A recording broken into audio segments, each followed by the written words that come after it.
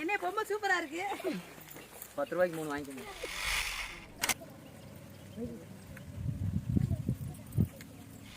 அந்த கம்பி மேல ஏறி இப்படி ஒரு சுத்தி சுத்தி பயங்கரமான வேலை செஞ்சுட்டு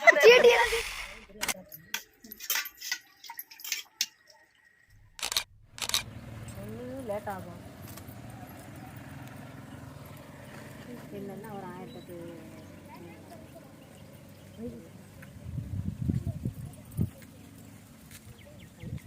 கொஞ்சம் தூக்கி பிடிச்சுவாங்க. சாம்பார் இங்கே ஒன்று கூட மறந்துட்டியா?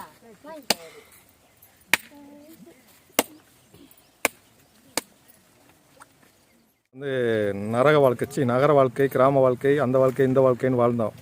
இன்றைக்கி இந்த புத்தாண்டு அதுமா இயற்கையோடு வாழ்வது எப்படி அப்படின்றதுக்கு அம்மா நம்மளுக்கு ஒரு நாள் அதுக்கான வழிகாட்டியிருக்காங்க. அம்மாவோட இயற்கையோடு வாழ்வது, இறைவனோடு வாழ்வது எப்படின்னு இன்றைக்கி சாப்பாடு இல்லாமல் இருக்கக்கூடாதுன்றதுக்காக முதல்ல சாப்பாடை ரெடி பண்ணிவிட்டு நம்ம இயற்கையோட ஒரு நாள் இந்த புத்தாண்டை நம்ம சந்தோஷப்படுத்துறதுக்காக இறைவனை தேடி இயற்கையை தேடி நம்ம உள்ளே போக போகிறோம்.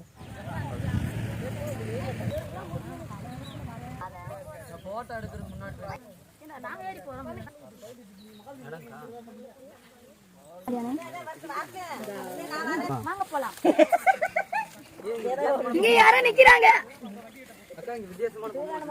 இங்க வித்தியாசமான ஒரு என்ன பொம்மை சூப்பரா இருக்கு. 10 ரூபாய்க்கு 3 வாங்கிக்கோங்க. 3 எங்க இருக்கு? ஒண்ணு தானே இருக்காங்க. அருணே கால் வலி சரியா போயிருந்தான் அவனுக்கு.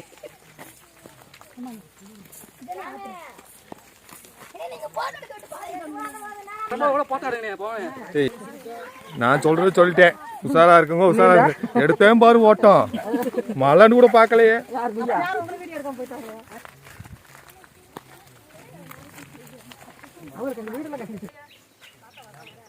அவரெல்லாம் சிங்க மாதிரி வந்துட்டு இருக்காரு. சிறுத்தை மாதிரி பின்னாடி ஆள் வருது. தண்ணி இருக்குடா வந்துச்சு.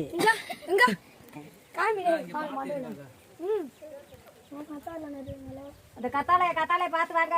முட்டிராதீங்க. கத்தாழை எங்காங்க? குத்தி பிடிச்சு கண்டு கொண்டோம். ஆமா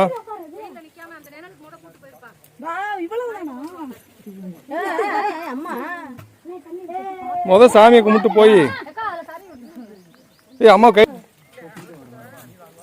கத்தாழையில போய் நொட்டு நொட்டு கையாடிட்டு இருக்கீங்க.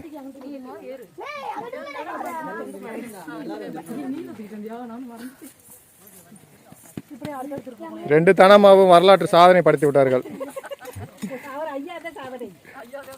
இவர் அம்மாவை வச்சுக்க விட்டாங்க.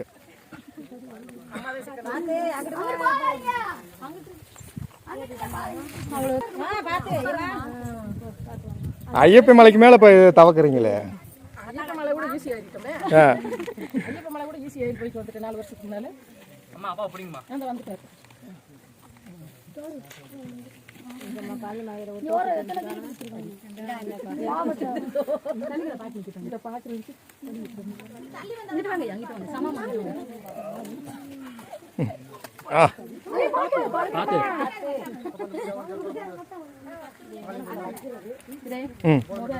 ஓரமாவே போலாம்.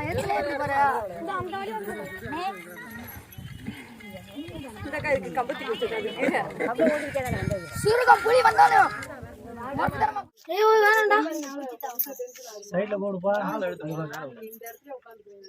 வெயில அவ்வளவா தெரியல.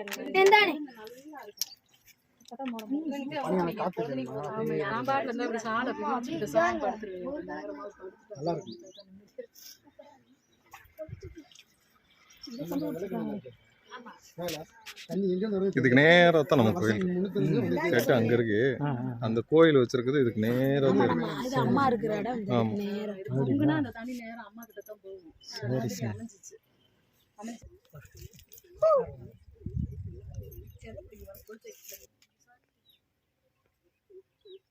யார் கோவமா இருக்கணுமோ தனமா உன்னை கொல்ல போறாங்க. சூப்பர்.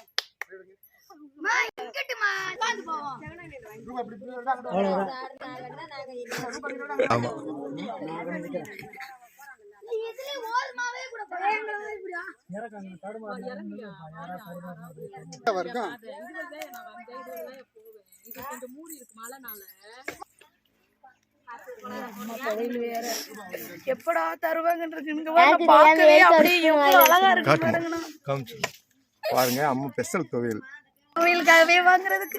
மலைக்கு வந்தா தான் துவையல் தரேன்னு சொல்லிட்டாங்க. நான் வர்றேன். ஏன்னா அம்மா இந்த பாயில கூட்டு வந்துட்டீங்க. அம்மா நினைப்பாங்க இந்த சடை நம்மளுக்கு ஒரு நல்ல பாதா கூட்டு போகாம. நான் கூப்பிட்டுக்கிறேன், நீங்க வாங்க. முதல்ல முடிச்ச போட்டு ஒரு கட்டி போட்டு வச்சுட்டு ஒரு அருவா எடுத்து வந்திருக்கணும்.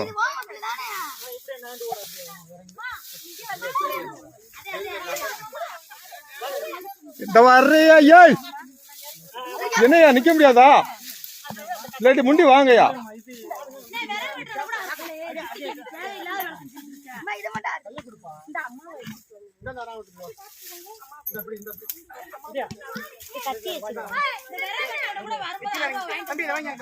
ஆமாம்மா, இப்ப அருவா எடுக்காம வந்ததான் சின்ன ஒரு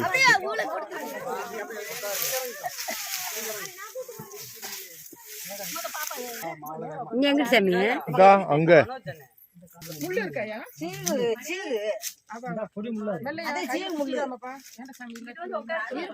அப்பாடா ஒரு வழியா மலை ஏறி வந்துச்சு எல்லாம் சேர்ந்து. வந்தாச்சு மலையேறி வெற்றிகரமா மலை இறங்கி இறங்குறதுலாம் தீப்போக்கலா போயிட மாட்டீங்க.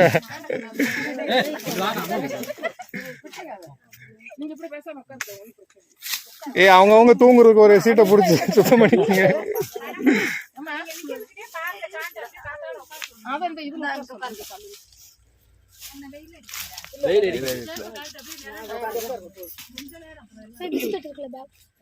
அங்க இருக்கிற தெரியல மரம் வீட்டுக்காக பாக்குறேன்.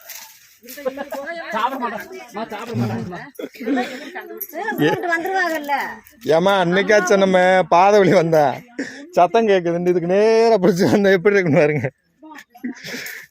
சரி இதுக்கு நேரா தானே உட்காந்துருக்காங்கன்னு இப்படி நேரா ஏறி வந்து பார்த்தா வரல, எங்கிட்டு போக முடியல. அப்பெல்லாம் எப்படி இருந்திருக்கும்? அப்படிலாம் கண்டுபிடிச்சிக்க போய் தான் உங்களுக்கு பாதை வழி நல்ல விதமா கூப்பிட்டு வர முடிஞ்சுச்சு. இந்த அல்வா எடுத்து எல்லாத்துக்கும் கொடுங்கம்மா. கிருதி வந்திருக்காங்க மலையில.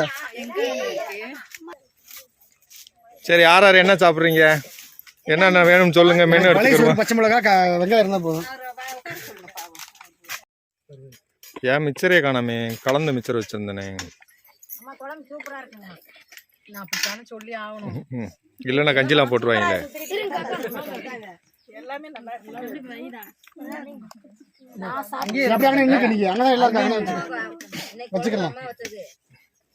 டாக்டர் மூச்சு விடாம அடிச்சுட்டு இருக்காரு.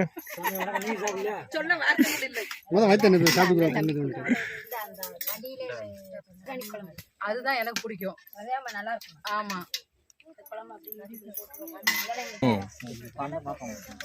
கொஞ்சமா வேணுமா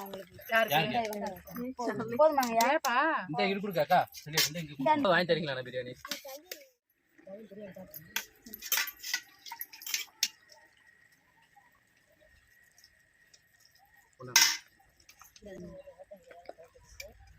மனச்சு கொடுங்கம்மா பாவத்துக்கு. சாப்பிட்டு நீதான். நான் விரதம்மா, நீங்க சந்தோஷமா சாப்பிட்டா என் சந்தோஷம். சாப்பிடுங்கம்மா சாப்பிடுங்கம்மா. இந்த செல்வி பாண்டிச்செல்விக்கு இந்த பூக்கரம்மா.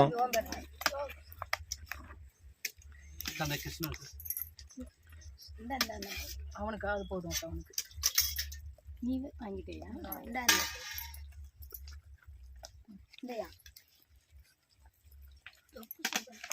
தொக்கு நல்லா இருக்கா தங்கம்? சூப்பரா இருக்குமா? தொக்குன்னு என்னது?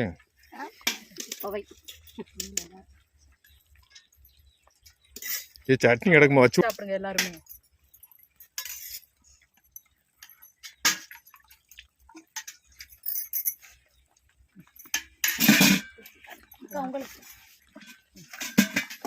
வருஷமெல்லாம் இதே மாதிரி இந்த புத்தாண்டு மாதிரியே சாப்பாடு கிடைக்கணும் அப்படின்ட்டு எல்லாம் வேண்டிக்குங்க. புத்தாண்டுக்கு இங்க வந்தா சாப்பாடு கிடைக்குமா? புத்தாண்டுக்கு மட்டுமா? இங்க மேல ம் ஏதோ ஒரு ஆண்டு புதிய வருட பிறப்பு. நீ வாங்கிக்கிறியாடா? என்னம்மா நான் கடைசியில் சாப்பிட்டுக்கிறேம்மா. சரி வச்சுக்கோங்க. இந்தாங்க சாமி. கட் பண்ணி விட்டுக்கோங்க.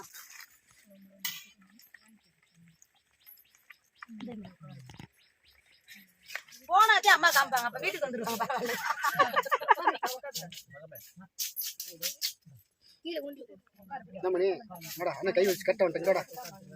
சரி, நம்மளோட மாபெரும் யாத்திரையை பத்தி பக்தர் கோடிகள் ஆளாளுக்கு ஒரு சில வார்த்தைகள் உரையாடுறீங்கன்னா. ஒண்ணு இல்ல, நீங்க தவறு தூக்கல போறவங்க கீழே ஓடாச்சு. குழம்பு கூட சேஃப்டியா கொண்டு வாங்கன்னு இருந்தாங்க. ஆமா,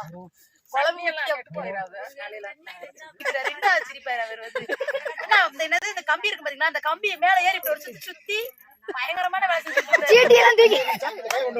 இல்ல அது நல்லா இது வச்சுட்டாரு, வெல்ட் வச்சுட்டாரு, அதனால தெரியல. அதனால இந்த வேடி அதனால அதனோட ரெஸ்பான்ஸ் அப்படி இருந்துச்சு தவிர இது வரைக்கும் அதை ஆடி நான் பார்த்தது ஒரு ஒத்தாசை.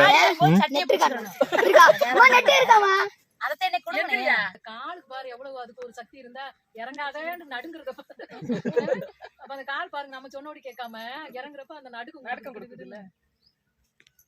நீங்க வந்து கோலம் போட்டுட்டு இருக்கீங்க.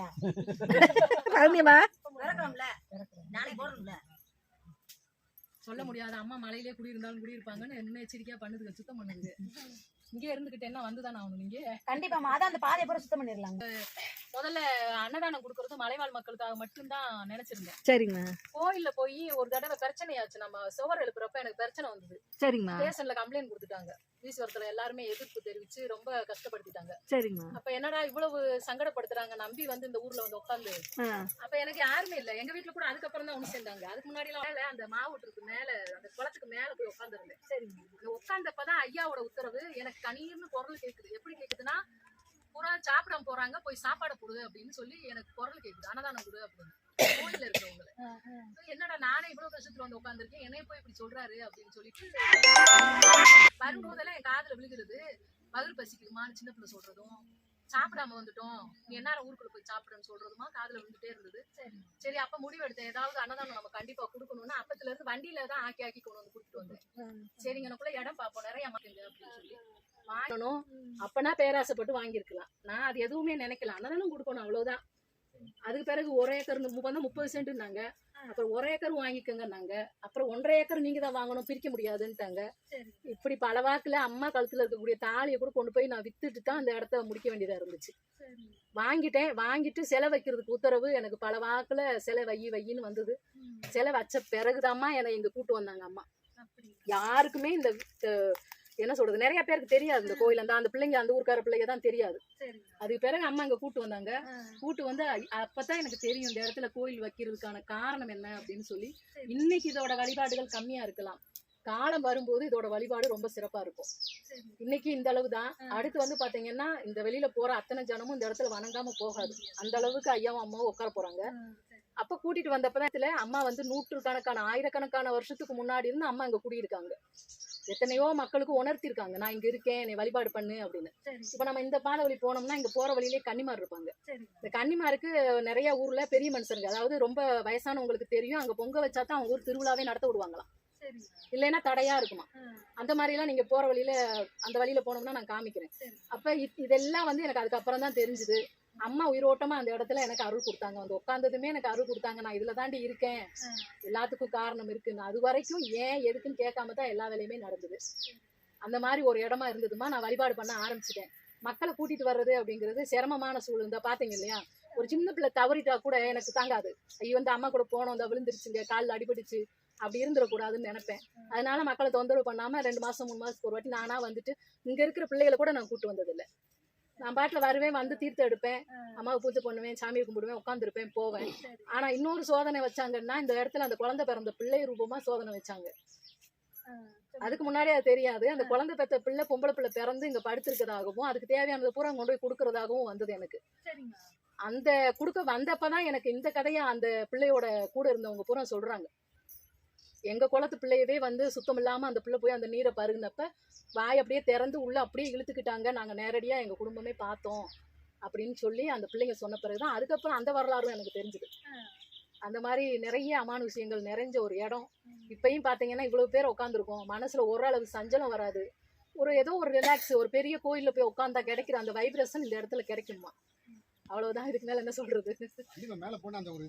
அந்த ஒரு வைப்ரேஷன் கிடைக்காது நிறைய இடங்கள்ல. நம்ம பெரிய கோயில்ல போய் அமைதியா 1000 மந்திரங்கள் சொல்ற இடத்துல கிடைக்கிற மாதிரி இந்த இடத்துல இன்னுமே அந்த இயற்கையினால நமக்கு கொஞ்சம் வடியா வருது. அந்த இயற்கை கொஞ்சம் ஒத்துழைச்சிச்சுன்னா சொர்க்கமே இதுதான் அப்படின்னு இருக்கும். அந்த மாதிரி இந்த இடத்துல ஒரு வைப்ரேட் வந்து நிறைஞ்சிருக்கு. ஆமா,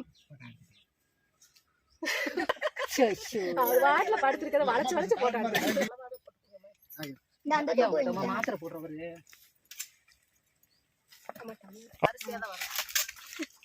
அவசரப்படாம அடிச்சுக்கிறாம சாப்பிடுங்க. யாருக்குன்னு பார்த்தாதான் நிறைய ரொம்ப கம்மியா பண்ணலாம். கொஞ்சம் கொஞ்சமா வச்சு விட்டோம்னா சாப்பிட்டு